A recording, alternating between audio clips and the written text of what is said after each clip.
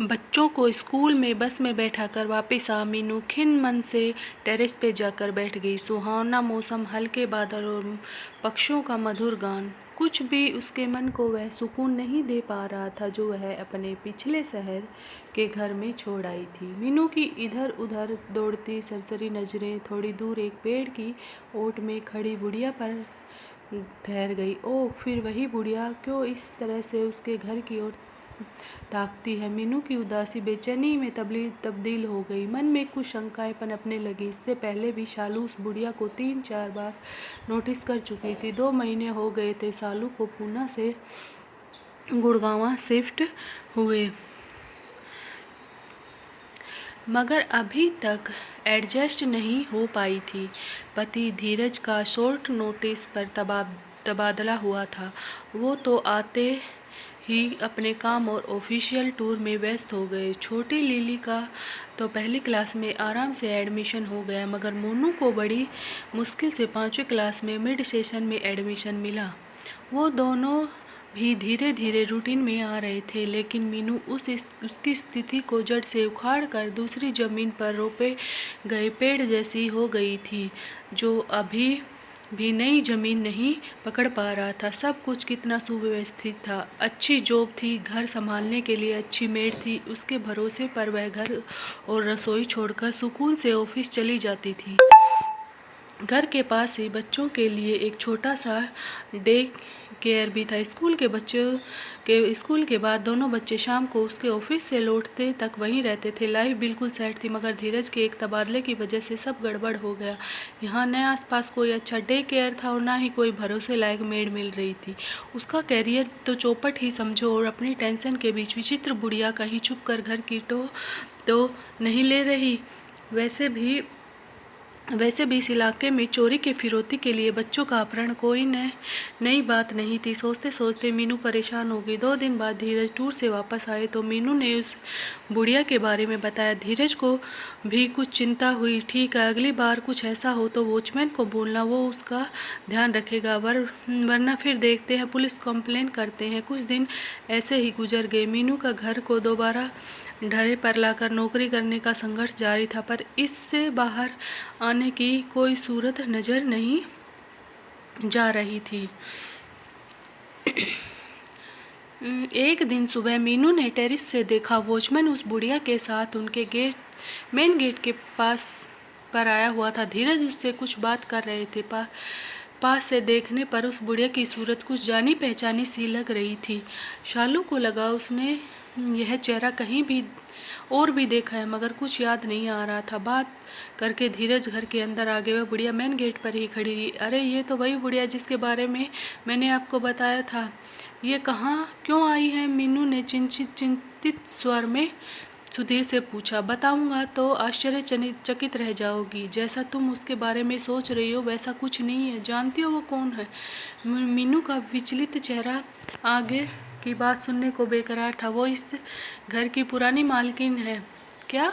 मगर ये घर तो हमने मिस्टर शांतुन से खरीदा था। ये लाचार बेबस बुढ़िया उसी शांतुन की अभागिन माँ है, जिसने पहले धोखे से सब कुछ अपने माँ के नाम करा दिया और फिर घर से घर बेचकर विदेश चला गया, अपनी बूढ़ी माँ गायत्री देवी को एक वृद्धा आश्रम में छोड़कर।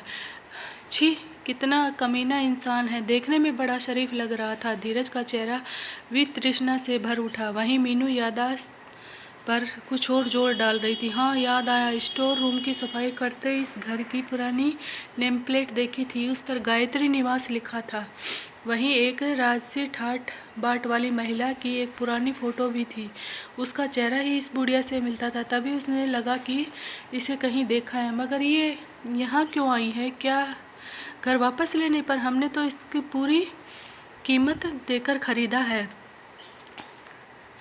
हाँ, मीनू चिंतित हो उठी। नहीं, आज इसके पति की पहली बरसी है। ये उस कमरे की दिया जलाकर प्रार्थना कर चाहती है जहाँ उसने अंतिम सांस ली थी। इससे क्या होगा? मुझे तो इन बातों में भी विश्वास नहीं है। तुम्हें न सही, तुम्हें तो है। अगर हाथ से उन्हें थोड़ी सी खुशी मिल जाए तो हमारा क्या घट जाएगा। ठीक है, आप उन्हें बुला लीजिए, अनमने मन से ही सही अगर मीनू ने हाँ कर दी। गायत्री देवी अंदर आ गई, क्षीण काया, तन पर पुरानी साड़ी, धोती, बड़ी बड़ी आंखों के कोरों में कुछ जमे, कुछ पिंगले से आंसू। अंदर आकर उन्होंने धीरज और मीनू को ढेरों आशीर्वाद दिए। नजरें भर भर कर उस पराये घर को देख रही थी जो कभी उनका अपना था। आंखों में इतनी स्मृतियां, कितने सुख और कितने ही दुख एक साथ तैर आए थे। वो ऊपर वाले कमरे में गई, कुछ देर आंखें बंद कर बैठ गई, आंखें लगाकर रीस कर रही थी। उन्होंने दिया जलाया, प्रार्थना की और फिर वापस दोनों को आशीर्वाद देते हुए कहने लगी, मैं इस घर में दुल्हन बनकर आई थी। सोचा था अभी अर्थी पर ही जाऊंगी, मगर स्वर भरा आया था। यही कमरा था मेरा। कितने साल हंसी खुशी बिताए हैं यहाँ अपनों के साथ, मगर शांतनु के पिता के जाते ही आंखें पुनः भर गई। मीनू और धीरज निशब्द बैठे रहे। थोड़ी देर घर से जुड़ी बातें कर गायत्री देवी भारी कदमों से उठी और चलने लगी। पैर जैसे इस घर की चौखट को छोड़ने को तैयार ही न थे, पर जाना तो था ही। उनकी इस हालत को वो दोनों भी महसूस कर रहे थे। आप जरा बैठिए, मैं अभी जाती हूँ। मीनू गायत्री देवी को रोककर कमरे के बाहर चली गई और इशारे में धीरज को बाहर बुलाकर कहने लगी, सुनिए, एक बड़ा अच्छा आइडिया आया है जिससे हमारी लाइफ भी सुधर जाएगी, उसके टूटे दिल को भी आराम मिल जाए। क्यों ना हम इन्हें यहीं पर रख लें। अकेली है, बेसहारा है और इस घर में उनकी जान बसी है। यहाँ से कहीं जाएगी भी नहीं और हम यहाँ वृद्धाश्रम से अच्छा ही खाना पहनने को देंगे उन्हें। तुम्हारा मतलब है नौकर की तरह? नहीं नहीं, नौकर की तरह नहीं, हम उन्हें कोई तनख्वाह नहीं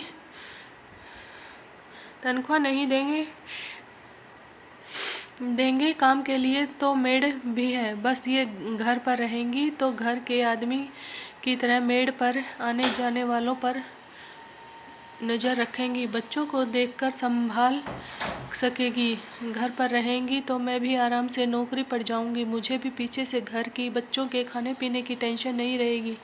आइडिया तो अच्छा है, पर क्या ये मान जाएंगी? क्यों नहीं, हम उनके घर में रहने का मौका दे रहे हैं जिसमें उनके प्राण बसे हैं, जिससे छुप छुप कर देखती थी और यही मालकिन बनकर घर पर अपना हक जमाने लगी।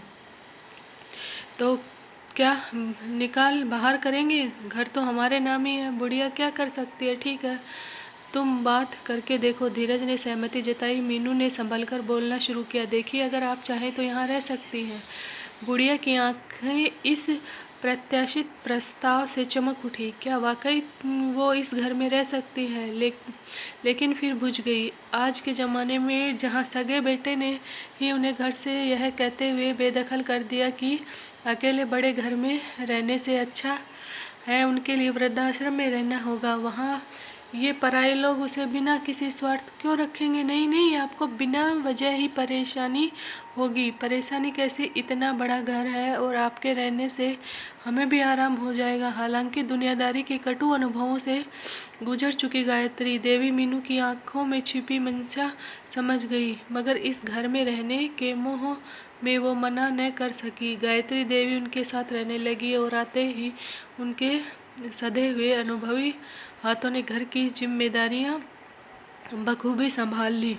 सभी उन्हें अम्मा कहकर ही बुलाते थे। हर काम उनकी निगरानी में सुचारू रूप से चलने लगा। घर की जिम्मेदारियों से बेफिक्र होकर मीनू ने भी नौकरी ज्वाइन कर ली। साल भर कैसे बीत गया पता ही नहीं चला। अम्मा सुबह दोनों बच्चों को उठाती, तैयार करती, मान मनोहार करती, खिलाती, स्कूल बस तक छोड़ती, फिर किसी कुशल प्रबंधक की तरह अपने देख रेख में बाई से सारा काम कराती। रसोई का वो स्वयं खास ध्यान रखती। बच्चों के स्कूल से आने के वक्त वो नित्य नए स्वादिष्ट और पौष्टिक व्यंजन तैयार कर देती।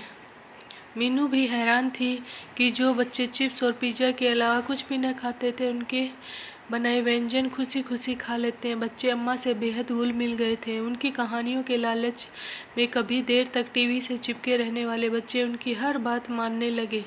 समय से खाना पीना और होमवर्क निपटाकर बिस्तर में पहुंच जाते। अम्मा अपनी कहानियों से बच्चों में एक और जहां अच्छे संस्कार डाल रही थी, वहीं हर वक्त टीवी देखने की बुरी आदत से भी दूर ले जा रही थी। मीनू और धीरज मीनू और धीरज बच्चों के आए सुखद परिवर्तन को देखकर अभिभूत थे, क्योंकि उन दोनों के पास तो कभी बच्चों के पास बैठकर बातें करने का समय नहीं था। पहली बार मीनू ने महसूस किया कि घर में किसी बड़े बुजुर्ग की उपस्थिति, नानी दादी का प्यार बच्चों का कितना सकारात्मक प्रभाव डालता है। उसके बच्चे तो शुरू से ही सुख से वंचित थे, क्योंकि उनके जन्म से पहले ही उनकी नानी और दादी दोनों गुजर गई थी। आज मीनू का जन्मदिन था। धीरज और मीनू ने ऑफिस से थोड़ा जल्दी आकर बाहर डिनर करने का प्लान बनाया था। सोचा था बच्चों को अम्मा संभाल लेगी, मगर घर में घुसते ही दोनों हैरान हो गए। बच्चों ने घर को गुब्बारों और झालरों से सजाया हुआ था। वहीं अम्मा ने मीनू का मनपसंद खाना और केक बनाया हुआ था। इस सरप्राइज बर्थडे पार्टी बच्चों के उत्साह और अम्मा की मेहनत से मीनू अभिभूत हो उठी और उनकी आंखें भर आई। इस तरह के आईपी ट्रीटमेंट की उसे आदत नहीं थी। इससे पहले बच्चों ने कभी उसके लिए कुछ खास नहीं किया था। बच्चे दौड़कर मीनू के पास गए और जन्मदिन की बधाई देते हुए कहा, आपको हमारा सरप्राइज कैसे लगा? बहुत अच्छा, इतना अच्छा कि क्या बताऊं, कहते हुए उसने बच्चों को बाहों में भरकर चूम लिया। हमें पता था आपको अच्छा लगेगा, अम्मा ने बताया कि बच्चों द्वारा किया गया छोटा सा प्रयास भी मम्मी पापा को बहुत बड़ी खुशी देता है, इसीलिए अपनी खुशी देने के लिए सब किया। मीनू की आंखों में अम्मा के लिए कृतज्ञता छा गई।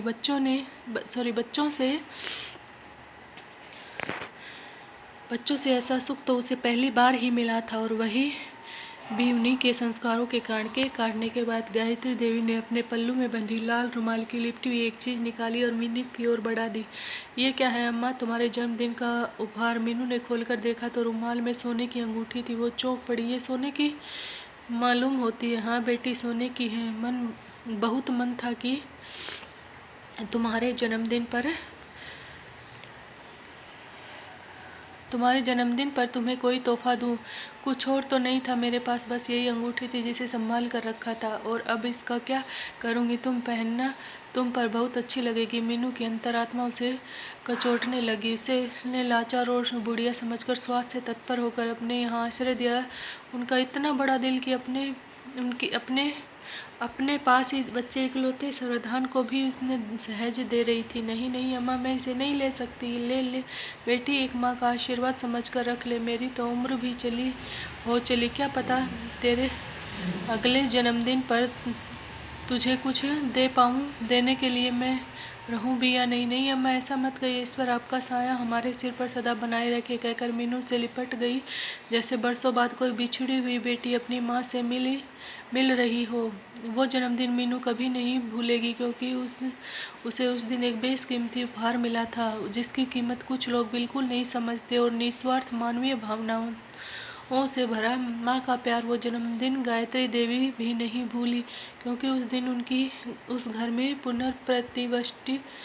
प्रतिष्ठा हुई थी। घर की बड़ी आदरणीय एक माँ के रूप में, जिसकी गवाही उस घर के बाहर लगी वो पुरानी नेम प्लेट भी दे रही थी, जिस पर लिखा हुआ था गायत्री निवास। स्टोरी अच्छी लगी हो तो लाइक करना, शेयर करना और कमेंट करना, और चैनल पे पहली बार है तो सब्सक्राइब करना। तो चलिए मिलते हैं दोस्तों एक नई स्टोरी के साथ। Bye bye.